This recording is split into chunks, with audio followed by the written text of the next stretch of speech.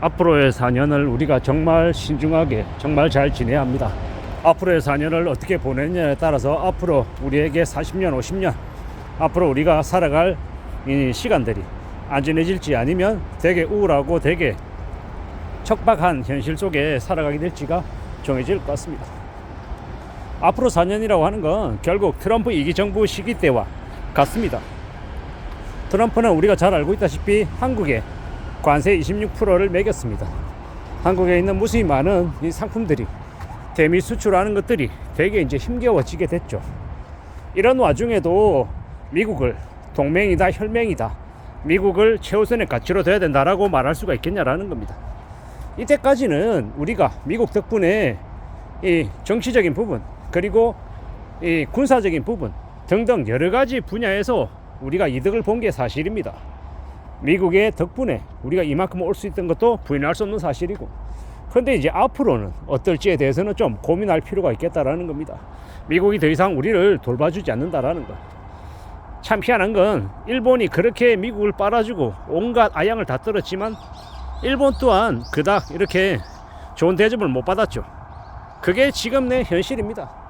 미국이라고 하는 나라는 유럽도 모르겠고 한국도 일본도 모르겠고 그냥 자기만 잘 먹고 잘 살면 된다. 그죠? 캐나다가 됐건 아니면 저기 어딥니까? 멕시코가 됐건 그냥 다 때려잡겠다라는 겁니다. 자기한테 다 갖다 바쳐라. 다 상납해라. 자기 자신 말고는 나머지 나라들은 일도 신경 안 쓰는 게 지금의 모습이죠. 그러다 보니까 어떤 일들이 벌어집니까? 유럽이 지금 똘똘 뭉치고 있습니다. 그리고 한국 또한 일본과 중국, 그러니까 한중일 3국이 지금 경제 협력을 하기 위해서 머리를 맞대고 있는 상황입니다.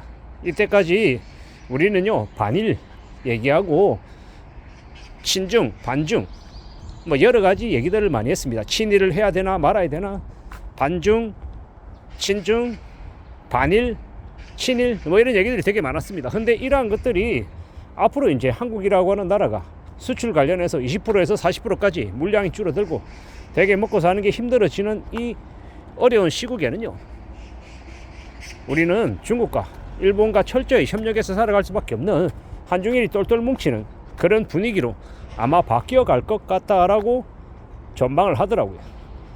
이때까지는 미국이 그래도 잘 챙겨줘서 이만큼 왔는데 이제는 미국이 대놓고 이제 한국의 팔을 비틀다 못해 팔을 뽑아먹으려고 하는 거죠.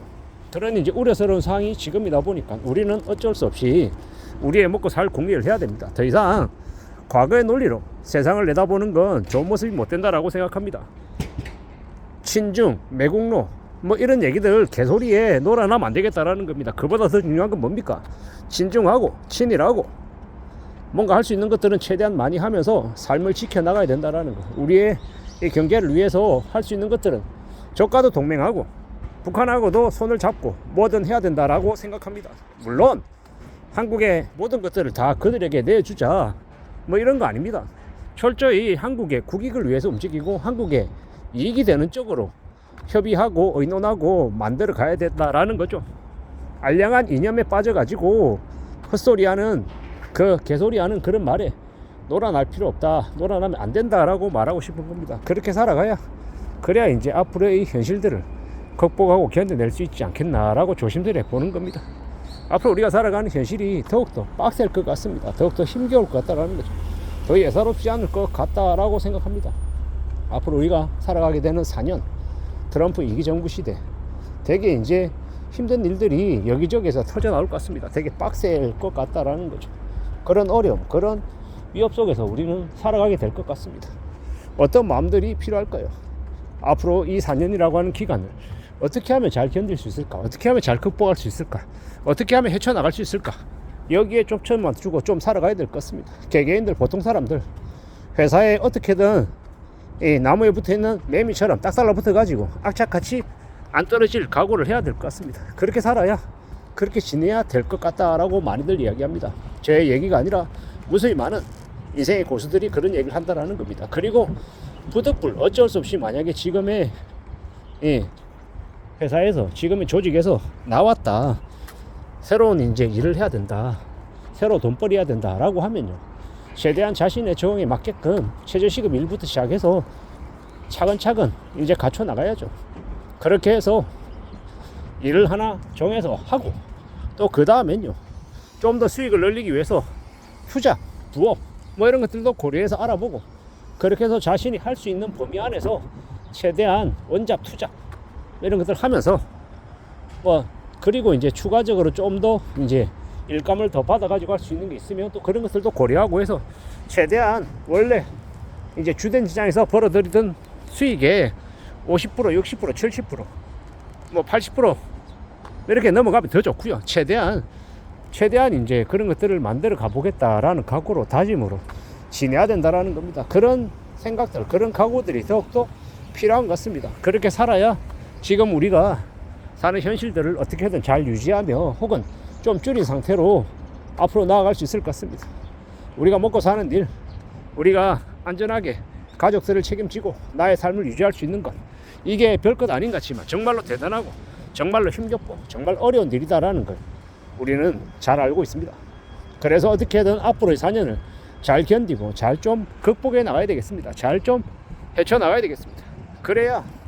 그러고 지내야, 그래야 그 다음을 우리가 기약할 수 있을 것 같습니다. 앞으로 우리가 살아가는 지금의 이 시대는 꽤나 안 좋다라는, 예사롭지 않다라는 걸 인정하고, 이 난국을 어떻게 헤쳐나가지, 어떻게 극복하지, 머리 맞대고 고민하고 생각하고 판단하고 좀 더 각오를 다져야 될 것 같습니다.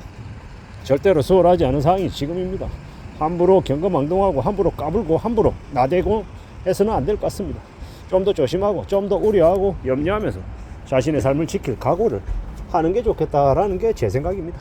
누구에게나 지금의 현실이 쉽지 않다, 어렵다, 다들 고민이 많고 고생이 많다. 하지만 그 고민하고 고생하는 사람들 중에서 소수의 누군가는 또 자기 자리를 만들어가고 자기 자리를 지키고 또 삶을 개척해 나가더라는 겁니다. 우리가 어디에 속할지는 누구에게 달려있다? 내 스스로에게 달려있다. 남 때문에, 다른 누가 때문에 내가 요마요 요꼴밖에 안 됐다, 남 때문에 내가 이 지경까지 왔다, 이런 남 핑계 대는 거 말고 내가 지금 현재 할 수 있는 게 뭘까, 내가 어떤 일에 좀 흥미가 있을까, 적성이 맞을까, 내가 좀 더 지금의 상황에서 내가 할 수 있는 좀 괜찮은 것들이 뭐가 있을까, 이런 것들을 잘 따져보면서 하나씩 둘씩 해나가면서 삶을 좀 주도적으로 개척해 나가기를 진심으로 바랍니다. 우울하다, 힘들다, 짜증난다, 이 세상에 기댈 데가 없다, 이런 원망, 분노, 이 남을 향한 비방, 이런 것만으로 세상을 살아가기에는 시간이 너무 아깝죠. 소중하죠. 그래서 어떻게 살아가야 됩니까? 좀 더 집중하고 좀 더 내 삶을 잘 좀 추스려 나가보자, 내 삶을 좀 더 대비해보자, 만들어 나가보자 라고 말하고 싶은 겁니다. 그런 시기가 언제다? 지금이다 라고 말하고 싶은 겁니다. 이상입니다.